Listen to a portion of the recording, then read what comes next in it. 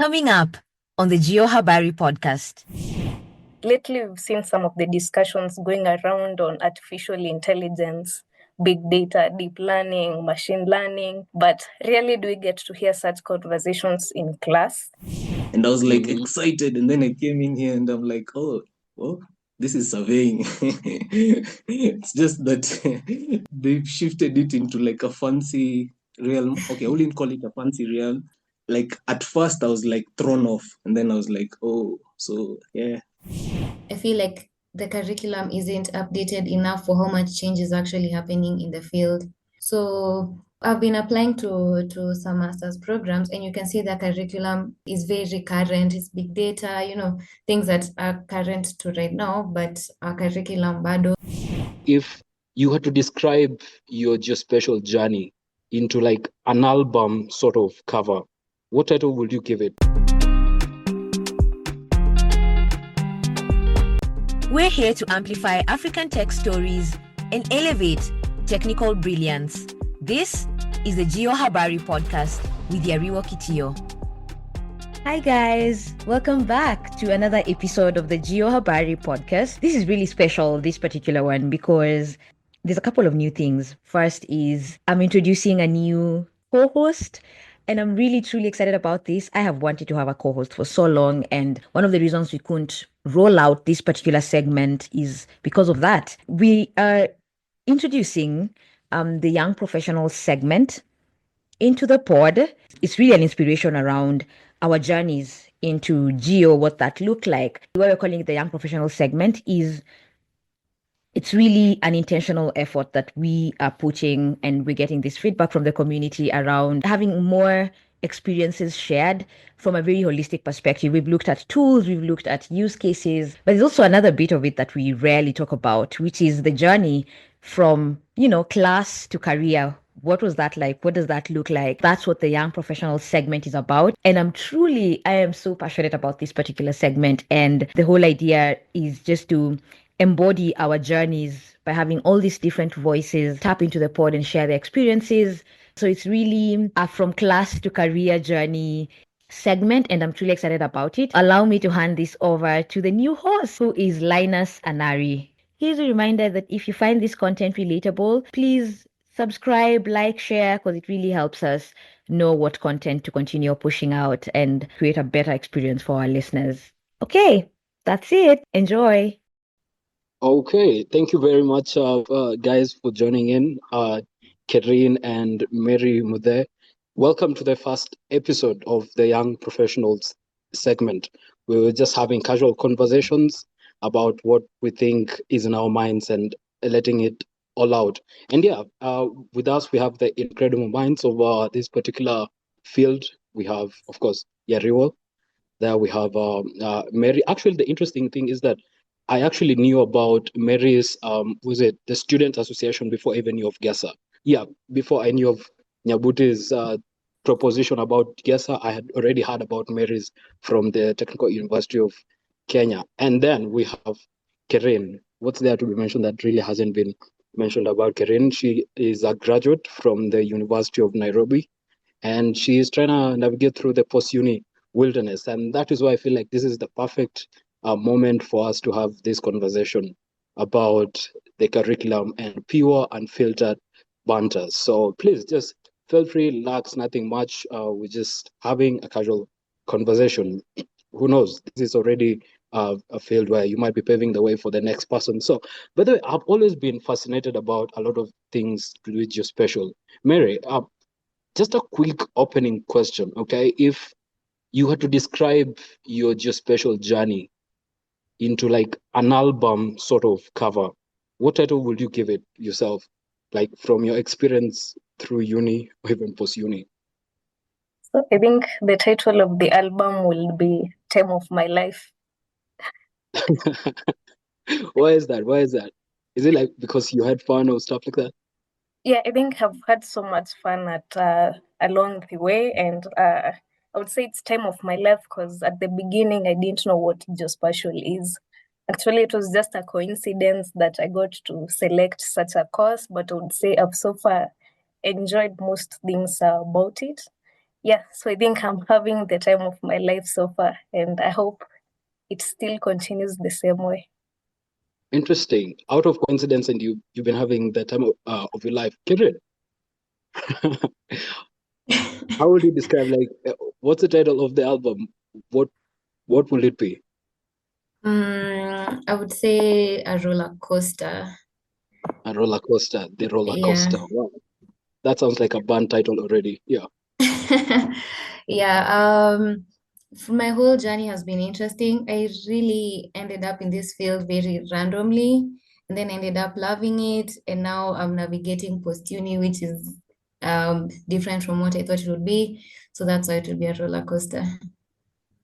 The roller coaster. Actually, the funniest part is that somehow everyone ended into this field without actually knowing what it was like. That's the vibe I was getting. This is the same conversation we were having with Yeriwa earlier on, and I can't quite remember.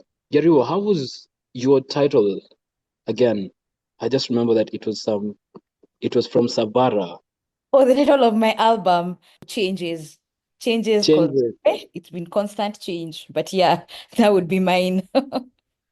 Exactly, because there are things that we probably never knew it. And I'm beginning to think that it's probably based on either the information that we had before, or maybe probably other reasons that we had it. And I have a lot of prejudice against and in favor of the degree itself. But when it comes to the curriculum, because I understand Took might have had a different sort of curriculum to the University of Nairobi or to DCUT and all that.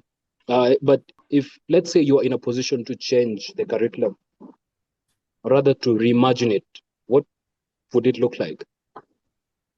I think Mary can go first. Okay, I think for me, if I was given a chance to change the curriculum, I would make it to be more project based, more practical based than theory based, because I feel there's so much gap between what we are taught in class and what you are expected to do outside here. Because you find, yes, in class we are taught what is GIS, we do some of GIS, but when you step out here, you realize it's not just about georeferencing, digitization, map creation. There's a lot that is happening. So for me, if I was given a chance, or if I was asked what is some of the things that I would love the universities to embrace, is to ensure that they at least give us more hands-on skills than more compared to the theoretical part of it. Or was it more like, because, okay, from what we know from you, and is that Took is usually outgoing when it comes to practicals. Like when we try to compare you guys with us, trust me, we don't even come anywhere close to the practical side that you guys usually have. So yeah.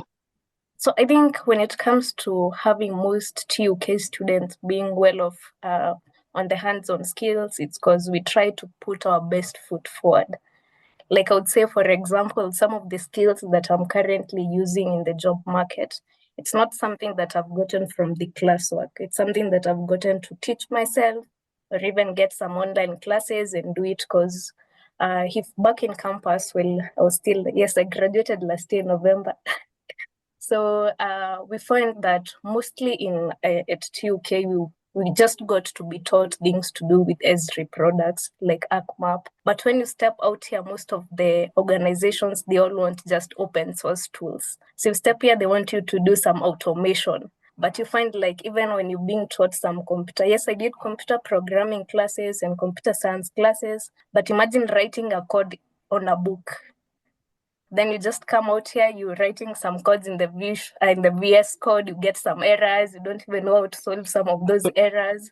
Yeah, so I think some of the skills that the students have, it's just because they had to put their best foot forward. And I would say it's very little that you get from the class, though I know most of the lecturers tell us that they give us 30% and then you have to get the 70% by yourself.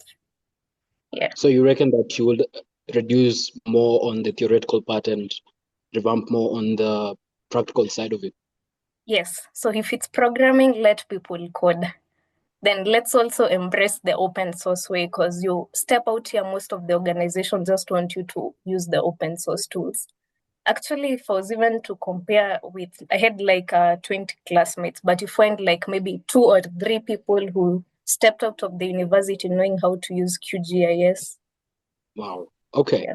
It's actually quite interesting that most of us go through the thing without actually, getting the thing itself.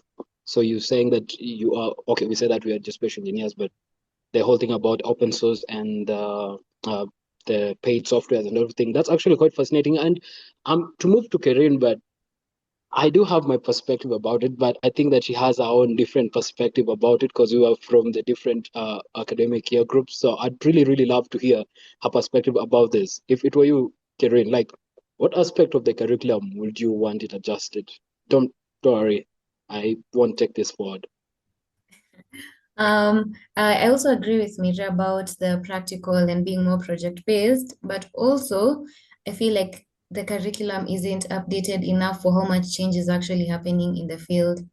So when I've been applying to some master's programs, and you can see the curriculum like is very current, it's big data, things that are current to right now, but our curriculum bad also. I would say updating it as technology changes because our field is really changing, and I don't think the curriculum is changing enough to keep up with it. Yeah. So in terms of the technology, could you maybe expound a bit more on that? On technology. Yeah, on the aspect of maybe the technology that's changing, but it's not being adopted by maybe the institution.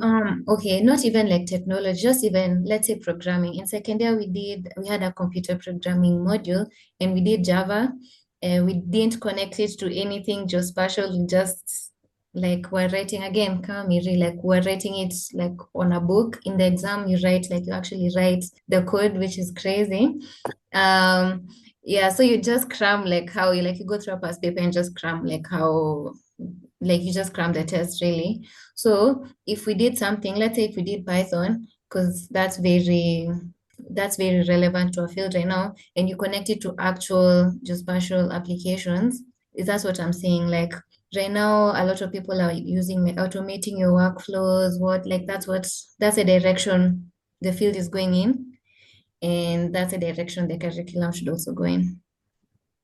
Right, yeah, because I've always also thought about the same thing because it's more about theoretical. There's some units that really shouldn't be as part of the curriculum, but yeah, for some reason they end up squeezing into it, and instead of now shifting it to the practical and all that, it's rather interesting that we've mentioned that bit. And I was beginning to ask myself that what should the universities be doing differently to better prepare students? Because I'm trying to understand, maybe to just have like a quick background of all this. Are there like units you feel as though they are outdated and are still in the curriculum? I personally get you, Kirin. Java. I mean, who still uses Java? I totally understand that. Yet we were still being taught that by our very beloved professors and everything. But do you guys think that there is any outdated maybe units that need to be chucked into the bin and maybe introduce others and stuff like that? Because I can see Cindy has texted in her chat group saying that they have big data in their curriculum, which is actually rather interesting. Yeah. I wouldn't say I'm very explicitly against having a lot of theoretical foundations, just because when you're doing now your work, sometimes it helps like knowing you have a bit of an edge knowing some of the theoretical side more than someone who like didn't do it. You see, like someone like people, maybe if you taught yourself JS and you didn't do like the full course and learn, like reference systems, whatever the theoretical side, I think it's still important. So I just think the issue is connecting it to what's happening, like to make it like up to date and relevant. And also, for the wait, I'm losing my train of thought. But essentially, I think the theory part is still very important. And I think the thing I don't like is the way we're tested as well. It's you can just cram and pass. And I wish there was a way we could like incorporate theory in the projects, the what, and then not 70% being just how much you're able to cram. It's not the best way to make sure we're retaining the knowledge. Like Kama Geodesy, I don't know if you remember anything from that unit. Do I you? totally get you. I totally get you on that side, especially if you never got to do it in fifth year. But okay, to some degree, I do feel like as though the unit tries to do their very best and everything. But yeah, I understand that we can even do better when it comes to integrating the theoretical part with the practical side. But I'd like to also hear on the perspective of the TUK. I hear that it's TUK, not actually TUK. My apologies. Yeah. As for TUK, do you guys reckon that there's probably some units that probably are outdated and maybe need some serious revamp or something? Okay, so I think I'll second what Kirin has said. But if I had this question sometime last year, I would have said something like calculus, statistics. until I did my master's interview sometime last month. And I think one of the questions they had to ask me, how are you good in mathematics? Do you like statistics? So I'd say, like, I know if most people are to answer such a question, they would say the units on mathematics, but I would say those units are as important as we are doing GIS and remote sensing. Yeah, so I would say maybe what can be done, it's just to update on the curriculum. Like lately, we've seen some of the discussions going around on artificial intelligence, big data, deep learning, machine learning, but rarely do we get to hear such conversations in class. But we just get to hear them online, having random conversations with people. So it's such kind of thing. So just to say, maybe we need to update on the curriculum. Is as we all know that our field is so dynamic. You can just wake up tomorrow and you hear like, we just want something to do with AI, we want this and this. So it's a very dynamic field. And I would say we need to, as it continues moving to the next and next stage, the same way we should keep on updating our curriculum. Yeah. Right, yeah. Actually, this has also prompted me into this other side of thinking, because if these are the things that you feel like as though there are gaps in it, I get it. It's probably because there is a lot of theory and everything, and the information part of connecting between the theory to the practical, as Karen has been mentioning, is seems to be a bit of the challenging aspect of it. And you have also mentioned about machine learning and AI, which are things that we just get to hear it outside here. So do you reckon like there is a difference between what you are probably expecting you do outside, or rather what you had learned in class and what you're actually doing right now? Sorry, I feel like we probably should have started first getting to know what it is that each and every one of us does. Because as for Kirin, her world is so dynamic. I might be calling her 1 second, she's doing this, the other second, it's all completely changed. And I feel like it's the same thing for you, Mary, the fact that you're actually so outgoing and everything. So I would say for me, what I had in class and what I'm experiencing out here is a bit different. Yes, there's some foundation that I got from classwork that has been helping out here, but I also feel there's some things that you are not taught in school, like how to collaborate with people. You know, you step out here and you're not doing a project by yourself. You have to work with different kinds of people. So you have to know how to deal with the different people. You have to write emails. No one teaches you how to write, how to address the client and everything. Yeah, so I would say when it comes to my practice, I think for me, while in class, I gained a passion for things to do with GIS, remote sensing, basically things to do with data science. And I would say for the roles that I've so far managed to work, or for the organization that I've managed to work with, I've at least still been working on things to do with data science. Yeah, so I think you step out here, you think that once you graduate, like life becomes easy, but I think you only get to change the uniform and you just have to step out here and realize like you have to learn every day. Like you find while in school, the lab technician has to give you a cleaned data. You step out here, you have to clean data for like 2 weeks. Then you created maps in class, you step out here, and then your boss tells you we need to present these results in form of a dashboard. You never had anything like Power BI in class. So basically you have to keep on learning every day. It never ends. And I think, as you've said, as in it never, yes, it just gets easier. You just have to get stronger. It never gets easier. You just have to be ready to face it all and be ready to embrace the changes that come along the way. You know what's so funny? It's the part where I said that there are some things you learn in school that are helping you, some the emphasis was on some, and that thing was a killer on my side here. And also, Kiran, I do understand also the same. Probably there could be a difference and stuff like that. But what do you reckon from your side as well? You feel like as though uni prepared you enough that you just hop outside and you are doing the exact same thing. So you also share the same opinion about Power BI and W and the same kind of tools. I would say again for the theoretical part where now you need to work with the actual data and understand it. Like school gives you the skills for that. So there's that. But now, like Mary is right. Every new job you get or every new like task you have there's something you're learning.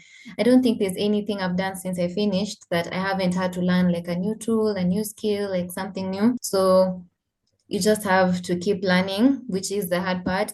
I would say in terms of maybe looking for work, like in terms of positioning yourself to get like better roles and stuff, I don't think we did a lot of that officially in school. Maybe we did with GESA and now with our guests and like you can find out online. But yeah, in terms of now the soft skills I'm just saying, networking, collaborating with people, yeah, that's something you have to work on yourself. Oh, right. So you reckon like that is one of the most important aspects that probably need to be I don't know, squeezed into the unit? Or is there like a unit that you'd feel like we need to swap with this type of soft skills? Like maybe being taught how to send emails and those kind of Yeah, I mean, how to we work with a did team. have communication skills first year. I don't know if you guys did it. You're here. Yeah, I But think we really, it wasn't the issue. The units are there, like the important units are there in the curriculum, but they're not really taught well. Like communication skills, I think, as we just wrote like essays. And we barely had any classes, and then Sasa COVID started in my first year, so we didn't even really finish it. Everyone got A's, I think. So the unit is there, and I feel like if maybe it was taken a bit more seriously. right.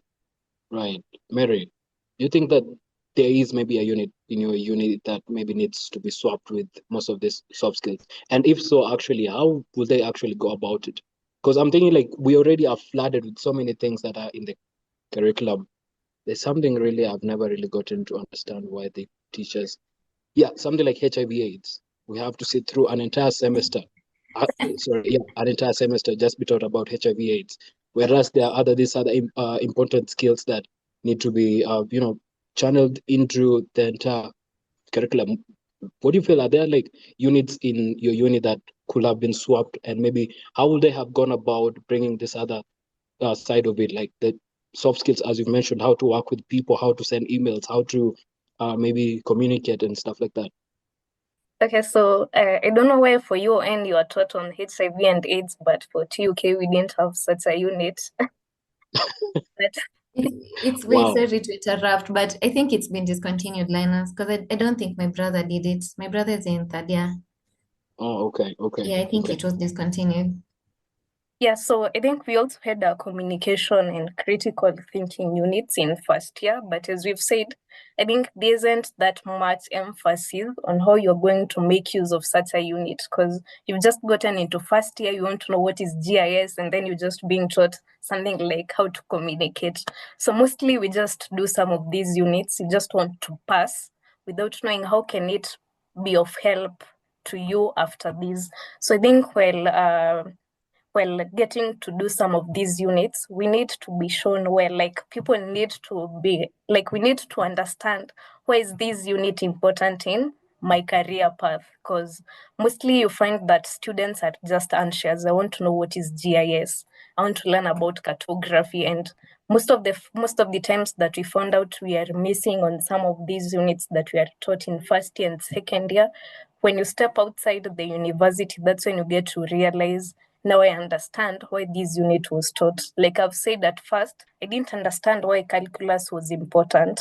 I didn't understand why statistics was probability and statistics, linear algebra, numerical methods, until I got to interact with a friend of mine who was doing a master's, and she could tell me that she's still doing calculus.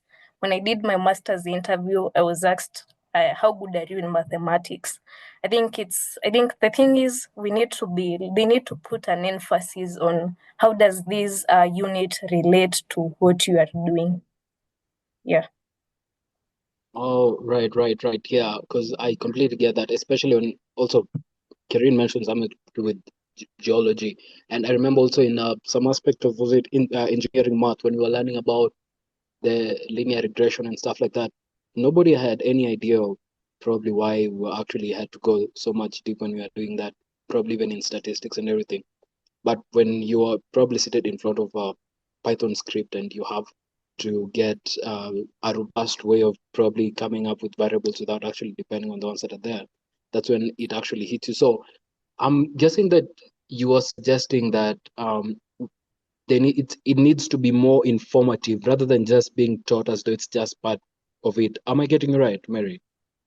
Yeah, it needs to be more informative because personally, I can't even remember some of the things you were taught in communication. I can't recall. So you are taught communication. Okay. What we were taught. All right. Anyway, thank you very much. Just to as a just slight commercial break here, I've seen people have joined in. We have Cindy Jerotich. By the way, Cindy was also a student at the University of Nairobi. Then she got a transfer to study artificial intelligence at Malaysia, Sherman University, and we have Wycliffe from my class as well. I think Caleb here from my class, and others I think who are joining in with a comment. Just feel free to drop in your comments, and flow with the conversation. If you have maybe a concern about the curriculum or something that you also feel as though should be mentioned or rather should be raised, feel free, drop a chat there, and we're gonna bring it up right away. And yeah, this 2 or 3 or 4 beautiful minds in this conversation are actually gonna have a chat about it and maybe decipher it even further. All right, so we were actually supposed to have Louis Gichui join us, but because of other unfortunate circumstances, can see Wycliffe just joined in. Hey, Wycliffe, how you doing? Yeah, I'm good. I hope you can hear me. Yeah, loud and clear. We can hear you. To just start off real quick, how about yourself at the moment? I understand you're in fifth year. What would you name your music album? If your entire degree was converted into a music album, what title would you have given it yourself? Well, that's a heavy question. Okay, I might just name it a heavy question. Yeah. But in essence, I think I'd name it Here I Am and I Lived, or something of that sort. Yeah, I'd say uni has been an experience, and you find that you want to experience everything all at once, and sometimes it can be difficult, like juggling school, juggling friends, juggling having fun, juggling maybe expectations from your family. So yeah, it's living. And it's experiencing a lot. It's experiencing a lot. And sometimes even nobody really talks about also the transition from like being in high school, where you find that you're in this enclosed environment where you're not exposed to a lot, and then you find yourself in uni, and then you're like exposed to everything all at once, and it can be overwhelming at first, but yeah, with time, I think balance and everything, I've made it and I've lived. Yeah, that's all I can say. Yeah, Wycliffe has actually brought in a very interesting perspective. I think it was also being mentioned. So far, I've had Mary there has really overemphasized on the part of the soft skills, and also Kirin has also chipped in on the side of trying to connect the theoretical side with the practical aspect. And Wycliffe here has also mentioned the gap that usually exists when it comes to making that shift from high school to uni. And I'm sure Mary and Karina also going to tell us that there's also another huge gap when it comes to moving now from uni to the industry side. And the question has been, do you think that there is a way that uni should be doing, maybe because I understand there's a lot of things that they probably need to be teaching us, right, to be passing across. Do you think like there is a way uni can squeeze in that probably they aren't doing at the moment? Maybe you could recommend how they could squeeze in most of these life lessons, or rather this other skills that we definitely need into the curriculum? Okay. I'd say unit tries, but it's all about effort. I'd say it's all about effort. It's all about personal effort. It's all about wanting to do something, and it's all about knowing exactly like the trajectory you want to take, of which it can be quite difficult considering. For me personally, I actually chose Geospatial because a friend suggested it.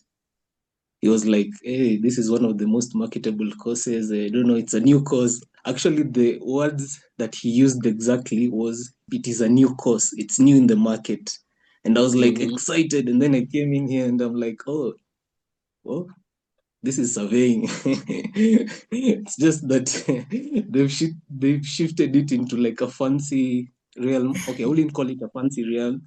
After learning for the 5 years is when you understand why there's need for that shift. But at first I was like thrown off. I was thrown off for a little bit. And then I was like, oh, so yeah, here I am. But I feel like uni tries when you look at, let's say, there's a friend of mine. I think he told me once that you can actually go to like the careers office and they'll talk to you, or you can go to these offices and they'll talk to you. And you find that most of us really assume these offices because we feel like they wouldn't relate to us as much.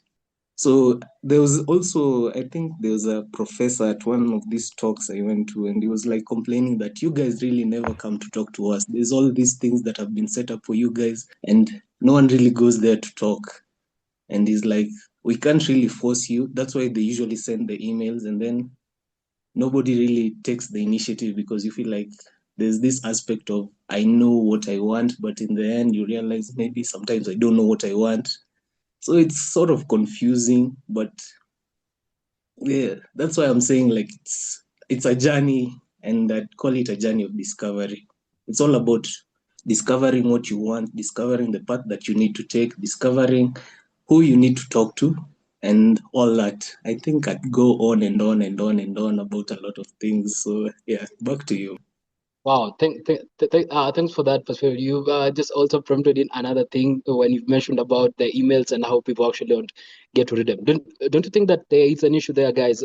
I understand from the UN perspective, emails are usually flooding our storage on our phones and our laptops and everything. Maybe I could first start by hearing from the TUK side. Is it the same thing? And if so, do you think like there is a better way that we could maybe have communication passed to us, down to us? What do you reckon, Mary? The emails part, I don't know how to answer that because I never saw any email when I was in campus. Okay, so Wow. maybe they used to receive, but I never got a chance to log into my student email. Sad to say so. You mean the entire 5 years, no emails? Wow. So I'm not really sure if they used to send any emails. So I don't have an answer to that. But I never had any of my classmates or schoolmates mention anything to do with emails. I think I only got to receive an email on whether I've gotten a hostel. Yeah. Or I think the last email I received on when I returned my graduation gown. Otherwise, those were the only emails I got to see. Wow. I'm not gonna lie, but how you made it this far, I'm guessing that is a mystery and a miracle by itself, despite the fact that you actually never used to get communication from the uni. And that's actually quite impressive. Is there a way that you think the uni could have made better communication, if at all? Let's say there was an opportunity first. Let's begin by that. If there was an opportunity, how would they reach you guys then? I think if they needed to communicate anything, we could just see the memos and then they could circulate to the WhatsApp groups. Yeah, so I think the common mode of communication at TUK is the memos. Memos. So it's Yeah. paper and they just go staple on the notice board and stuff like that. Yes, yeah, on the notice board or even it's shared to the WhatsApp groups. Oh, right. Do you reckon like that's efficient? And if so, is there like a way they can improve on it? I think I would say the information got to us, we got the message. So I think, I don't know, hapo sijui niseme sina maoni. Wow. Anyway, we can say as Ethan said, here you are and you survived. Kirian, Do you think like Yeah. the emails were an effective way of communication, or there was a better way of maybe communicating the opportunities and all these things that, sorry, Wycliffe has also been mentioning in the conversation? Wycliffe is right, and you should also know as the guest chair, like how many events have we really announced to people? Like we've invited like important people, we've invited people who could, the students could network with and do things with and just learn, and we just don't bother coming. See, that's an experience you've had. Right. Yeah. Yeah, like when we're trying to host like jazz days, the trips we do, not everyone is interested. So same thing with the emails, because the school can only do so much, because the career office does actually send. I still get some of them. I managed to get back my school email, but like I saw they had a forum on like drawing your personal finances as a student. Those are such interesting things that they have. But if umetumiwa na you don't go, they can only do so much. Like how much more can they do? Like apart from sending it, UN does send way too many emails, way too many emails. So maybe it's easy like zipote, like in the mix of all the admin emails, all the announcements, all the whatever. So maybe they can reduce the amount, but I don't know how much more they can do, because imesha kufikia kwa simu yako. It's like you should also, there's also like the part, as Wycliffe said, like personal initiative to take yourself to these things. Wow. Because how much more can they do really? Oh, okay. I get you. So, all right, all right. So it seems like the communication side is really perfect. I don't know. Personally speaking, I thought maybe in the 21st century we should be having like an app for UN where just send it like notifications up there or stuff like that. But Doesn't UN sorry, have an app? it does. Interesting, interesting. Hey, let me I don't know. Google right now. But I What, feel like it's just never fully functional, but we do. I think you need to rada. Let me Google. Wycliffe, what's your opinion about the communication aspect? Okay, I'd say, okay, there's also still a classmate of ours who was also complaining about the emails types of thing. Like, how can you be sending emails to Gen Zs? Okay, that was his idea of thinking. Interesting. Yeah.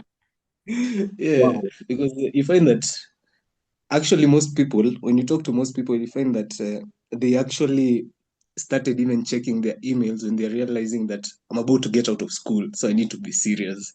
Like I'm getting into the corporate world, so I need to be checking my emails. Even how many times has Louis told you that every day nowadays he usually wakes up and the first thing that he does is checking his emails? But we never used to Mhm. do that. So it's like an adaptive type of thing. But a lot of communication is usually done. And okay, I don't know, I wouldn't say there's a better platform, like the best platform is this. I think in terms of like filtering, that is the major issue, like the way Karen has just said. Like filtering can be like an issue because you find that there's a lot of like administrative type of emails. Like you find that the emails that even generally really don't even interest you, and you find that those are the ones that take up most of the chunk of whatever they're sending.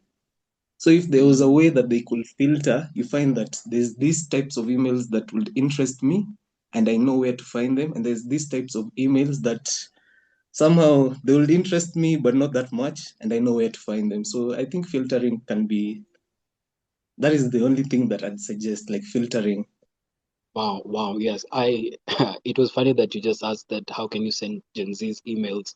That was actually quite hilarious right there. And actually hopping on the chat box here, there is someone by the name Cindy Gerotich has actually texted quite something interesting, saying that for units such as the technical ones and everything, the suggestion is more on for Xiamen University. I think that's how it's pronounced. Is it Xiamen or Xiamen? Okay, I think it must be one or the other.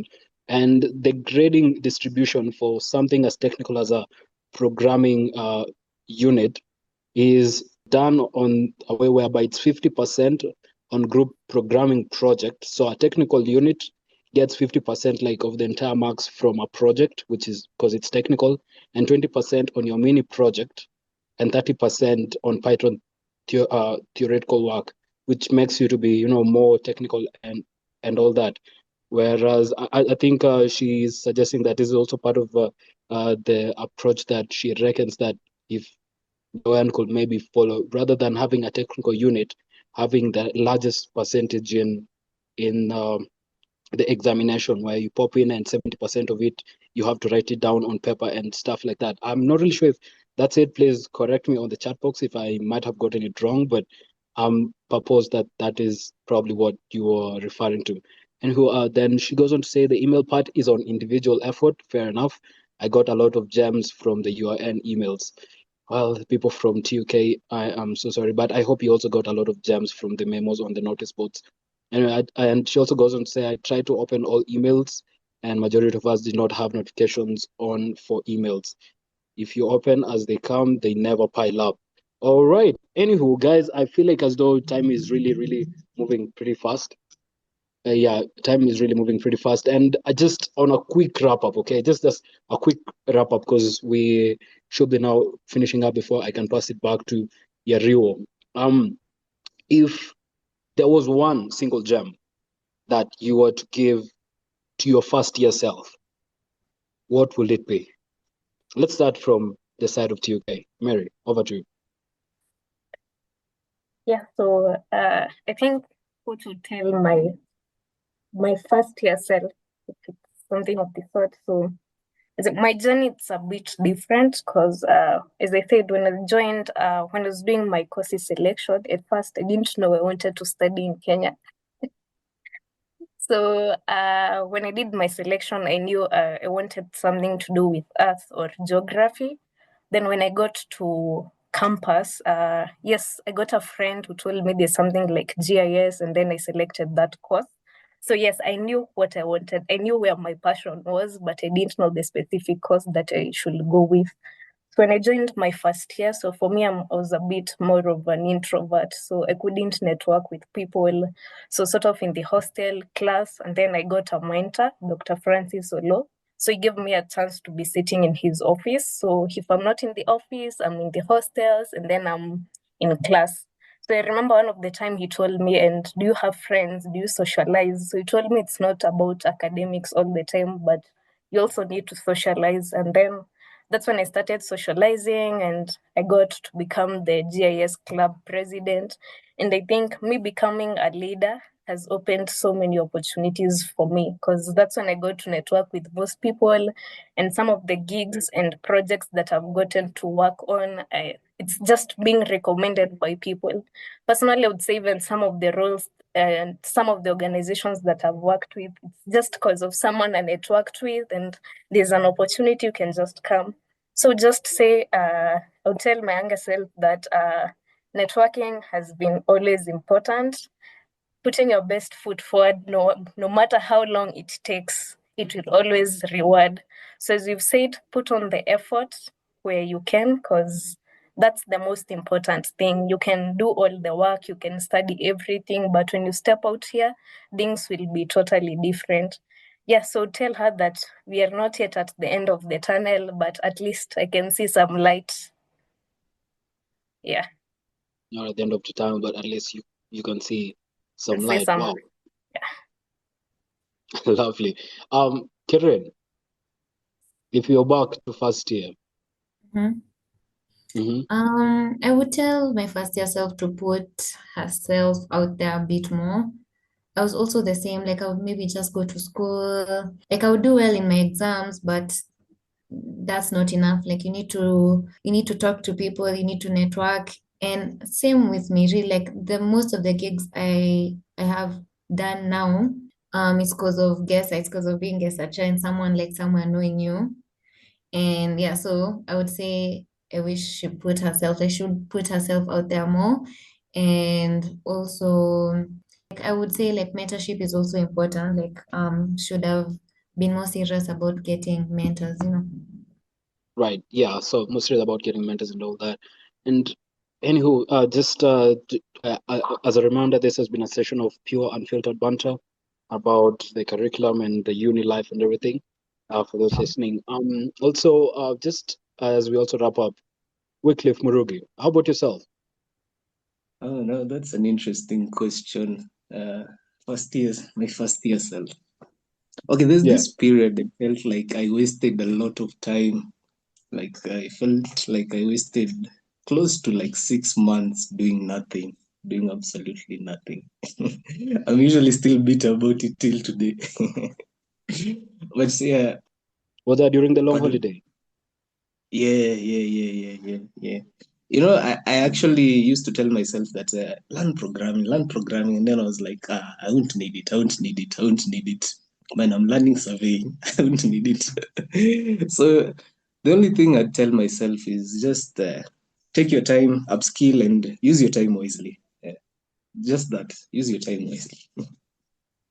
I wouldn't say I've Wow. wasted time per se, but I usually feel like that period that I've done a lot and that I've placed myself like somewhere where it's sort of like the different trajectory than what I've currently undertaken. But Yeah, that's actually quite yeah. sentimental to actually give someone. Anywho, I Linus Sanari. I have been the cause for this the young professional segment section, and I'd like to pass it over to Yariwo if she has also a bit of banter maybe to give, or maybe even her side of it about what she probably wishes a younger self would have wanted to know. Thank you so much, guys. This was such an informative conversation. And thank you for saying yes to coming to this segment. The entire goal of the segment was my younger self and everyone else's younger self. And so for me, why I thought this conversation would be interesting to have with Linus when you're talking about the concept was just there are so many things I still wish I would have changed if I could go back and if I knew the things I knew after I got into the job market. I am truly convinced my journey would have been so different. And so that's why I thought, you know what, we need to have this segment where we all sort of reflect and see if this can be a conversation starter for having academia and our lecturers' voices into this conversation to just see how do we make it better or what are we missing. That was the entire goal of the segment. And thank you so much for coming. What I would tell my younger self. Brace yourself. I will probably tell myself, my younger self, that I didn't have a lot of perspective that you guys have shared. And so I really like that some of the things you're saying is just a reflection of what I felt. It's just that it was a completely different year, but in terms of communication, in terms of the units and just the relevance. And I think one of the reasons I probably hate remote sensing up to now, it's because of how the delivery was. I remember going to the lab for practicals and I was just so busy. We were so busy cramming RGBs and no one was telling me why I needed to know that. And that was my first inception point into what remote sensing was. There was no relevance on this is why you're doing this. It was just, you need to cram this and you need to pass that exam. I remember doing everything very theoretically. So I completely agree with this. And I have loved the conversation. Thank you, Linus, for moderating. Thank you, Karine. Thank you, Mary. Thank you, Wycliffe, for saying yes to coming onto this segment. Thank you, Caleb and Cindy, for really contributing in the chat box. Maybe next time we'll have more voices from different universities to just chip into the conversation and open up this space, and then eventually probably have lecturers talk about this as well, and we can get their opinions around what informs this and how can we work better towards preparing ourselves for the industry. But yes, that's my closing remarks, and thank you so much. That's it. I think I'll stop the recording. Linus, do you have anything else to say before I can stop the recording? No, really, just to say how interesting this has been actually for me. Yeah, it's my first time as well, and it's really, really brilliant minds here, and I've loved the conversation. Yeah. Yay.